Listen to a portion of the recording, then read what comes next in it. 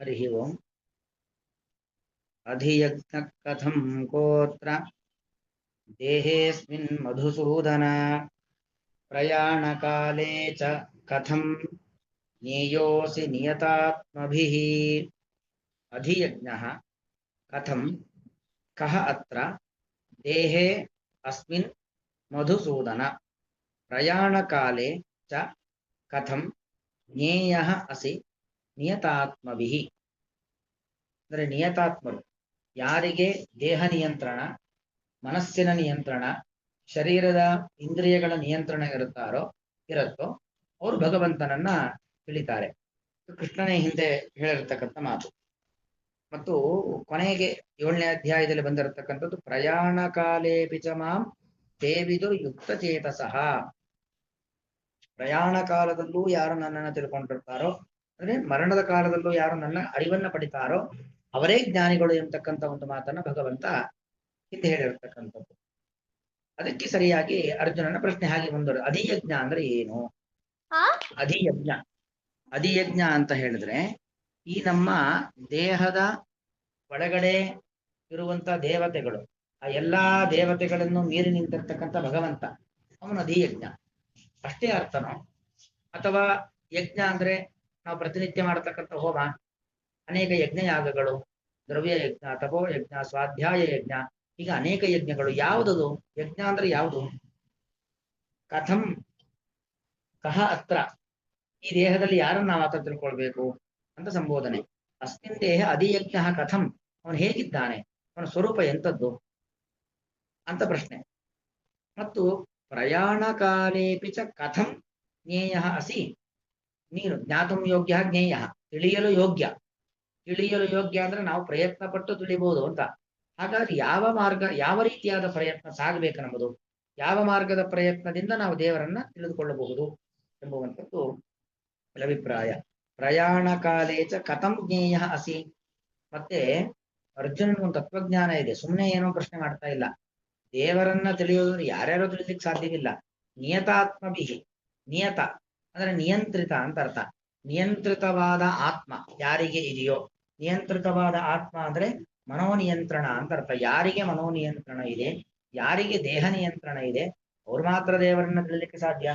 ಹಾಗಾಗಿ ನಿಯತಾತ್ಮಭಿಹಿ ಕಥಂ ಜ್ಞೇಯ ಅಸಿ, ಹೇಗೆ ನೀನು ತಿಳಿಯಲು ಯೋಗ್ಯನಾಗಿದ್ದೀಯಾ. ಮಧುಸೂದನ ಅಂತ ಸಂಬೋಧನೆ. ಮಧು ಅಂತ ಒಬ್ಬ ದೈತ್ಯ, ಅವನನ್ನು ಸಂಹಾರ ಮಾಡಿರ್ತಕ್ಕಂಥವನು ಮಧುಸೂದನ. ಅಥವಾ ಮಧು ಅಂದ್ರೆ ಅಮೃತ. ಭಗವಂತ ಈಗಾಗಲೇ ಅನೇಕ ಉಪದೇಶಗಳನ್ನ, ಅಮೃತ ನುಡಿಗಳನ್ನ ಕೊಟ್ಟಿದ್ದಾನೆ. ಅಮೃತವನ್ನ ತಯಾರು ಮಾಡುವಂತ ಸೂದನ, ಸೂದನ ಶಬ್ದಕ್ಕೆ ಪಾಚಕ, ಅಡಿಗೆಯವನು ಅಂತ ಅರ್ಥ. ಏನೋ ಒಂದು ಅಡಿಗೆ ಪದಾರ್ಥವನ್ನ ಮಾಡುವವನು ಮಧುಸೂದನ. ಹಾಗೆ ಪ್ರಯಾಣ ಕಾಲದಲ್ಲಿ ಯಾವ ರೀತಿಯಲ್ಲಿ ನೀನು ನಿನ್ನ ಜ್ಞಾನ ಬರುತ್ತೆ ನೀನು ಹೇಳು, ಈ ಎಲ್ಲ ಉಪದೇಶಗಳು ನನಗೆ ಕೊಡು. ಆದ್ರೆ ಅಮೃತೋಪದೇಶವನ್ನ ತಯಾರು ಮಾಡತಕ್ಕಂಥ ಪಾಚಕ ನೀನು ಅನ್ನೋ ಅರ್ಥದಲ್ಲಿ ಮಧುಸೂದನ. ಮಧುಸೂದನ ಎಲೆ ಮಧುನಾಮಕ, ಮಧುನಾಮಕ ದೈತ್ಯನನ್ನ ಸಂಹಾರ ಮಾಡಿರ್ತಕ್ಕಂಥ ಪರಮಾತ್ಮನೇ, ಅಥವಾ ಅಮೃತೋಪದೇಶಗಳನ್ನು ತಯಾರು ಮಾಡ್ತಕ್ಕಂಥ ಪರಮಾತ್ಮನೇ. ಅಸ್ಮಿನ್ ದೇಹೆ, ಈ ದೇಹದಲ್ಲಿ ಅಧಿಯಜ್ಞ ಕಹ, ಅಧಿಯಜ್ಞ ಅಂದ್ರೆ ಯಾರು, ಮತ್ತು ಕಥಂ ಅವನು ಹೇಗಿದ್ದಾನೆ, ಅತ್ರ ಈ ದೇಹದಲ್ಲಿ ಹೇಗಿದ್ದಾನೆ, ಎಲ್ಲಿದ್ದಾನೆ. ಪ್ರಯಾಣ ಚ, ಮತ್ತು ಪ್ರಯಾಣ ಕಾಲೇ, ಪ್ರಕೃಷ್ಟವಾದ ಯಾನ ಅಂದ್ರೆ ಮರಣ, ಆ ಕಾಲದಲ್ಲಿ ನಿಯತಾತ್ಮಭಿ, ನಿಯಂತ್ರಿತವಾದ ಇಂದ್ರಿಯ, ಆತ್ಮ ಅಂದ್ರೆ ಇಂದ್ರಿಯ, ಅವರಿಂದಾಗಿ ಕಥಂ ಜ್ಞೇಯ ಅಸಿ, ಹೇಗೆ ತಿಳಿಯಲ್ಪಡುವವನಾಗಿದ್ದೀಯಾ, ನಾವು ಯಾವ ರೀತಿಯಲ್ಲಿ ತಿಳಿಯುವಂಥದ್ದು ಎಂಬುದಾಗಿ ಅಭಿಪ್ರಾಯ. ಅಧಿಯಜ್ಞ ಕಥಂ ಕೋತ್ರ ದೇಹೇಸ್ಮಿನ್ ಮಧುಸೂದನ ಪ್ರಯಾಣ ಕಾಲೇ ಚ ಕಥಂ ಜ್ಞೇಯ ಅಸಿ ನಿಯತಾತ್ಮಭಿ. ಅಂದ್ರೆ ಈ ದೇಹದಲ್ಲಿ ಅಧಿಯಜ್ಞ ಅಂದ್ರೆ ಕಹ, ಯಾರವನು, ಅವನ ಸ್ವರೂಪ ಎಂಥದ್ದು ಅಂತ ಅರ್ಥ. ಮತ್ತು ಅವನು ಕಥಂ ಅಂದ್ರೆ, ಕಥಂ ಅಂದ್ರೆ ಹೇಗಿದ್ದಾನೆ. ನೋಡಿ, ಅಧಿಯಜ್ಞಾನದ ಬಗ್ಗೆ 2 ಪ್ರಶ್ನೆ, ಒಂದು ಕಹ ಮತ್ತೊಂದು ಕಥಂ.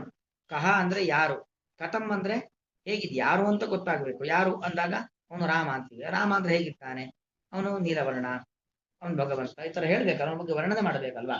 ಹಾಗೆ ಮೊದಲು ಯಾರು ಅಂತ ಪ್ರಶ್ನೆ, ಎರಡನೇದು ಕಥಂ, ಅವನ ಸ್ವರೂಪ ಎಂಥದ್ದು, ಅವನು ಬಿಳಿಯೋ ಕಪ್ಪೋ ಎತ್ತರವೋ ದಪ್ಪವೋ ತಿಳ್ಕೊಳ್ಬೇಕಾದ್ರೆ ಅವನ ಬಗ್ಗೆ ವರ್ಣನೆ ಮಾಡ್ಬೇಕಲ್ವಾ. ಅದಕ್ಕೋಸ್ಕರವಾಗಿ ಯಾರು ಮತ್ತು ಅವನು ಹೇಗಿದ್ದಾನೆ, ಎಲ್ಲಿದ್ದಾನೆ, ಈ ರೀತಿಯಾಗಿರ್ತಕ್ಕಂಥ ಪ್ರಶ್ನೆಯನ್ನು ಅರ್ಜುನ ಮಾಡ್ತಾ ಇದ್ದಾನೆ. ಅಲ್ಲಿಗೆ ಒಟ್ಟು ಪ್ರಧಾನವಾಗಿ 6. ಅದರ ಜೊತೆಗೆ ಈ 6 ಯಾರು ತಿಳ್ಕೊಳ್ತಾನೋ ಅವನೇನಾಗ್ತಾನೆ, ಕೃಷ್ಣ ಹೇಳಿದಂತೆ ಪ್ರಯಾಣ ಕಾಲೇ ಪಿಚಮಾಂ ತೇ ವಿದುರು ಯುಕ್ತ ಚೇತಸ. ಪ್ರಯಾಣ ಕಾಲದಲ್ಲೂ ಭಗವಂತನ ಅರಿವನ್ನ ಪಡಿತಾರೆ. ಪ್ರಯಾಣ ಕಾಲದಲ್ಲಿ ಭಗವಂತನ ಅರಿವನ್ನ ಪಡೆಯತಕ್ಕಂಥ ಕ್ರಮ ಏನು?